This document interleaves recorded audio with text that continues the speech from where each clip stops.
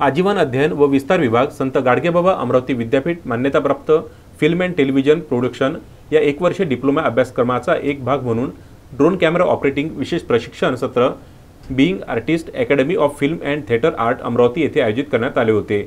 या सत्राला जिल्ह्यातील drone pilot, photo videographer Rakesh Jawanjal मुख्य मार्गदर्शक म्हणून लाभले।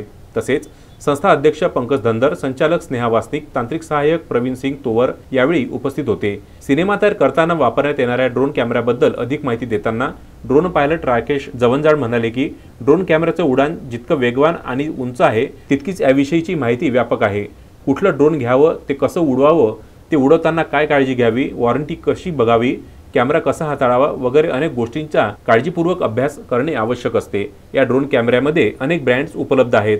Spark, Mavic Pro, Phantom 4 Pro, Autel robotic drones, पॅलेट AR 2.0, हुपसॅन X4 असे एकापेक्षा एक नावाजलेले ब्रँड्स 2 प्रकारचे ड्रोन कॅमेरा बनवतात। एक म्हणजे बिल्ट इन कॅमेरा आणि दुसरं म्हणजे रिमोट कंट्रोल।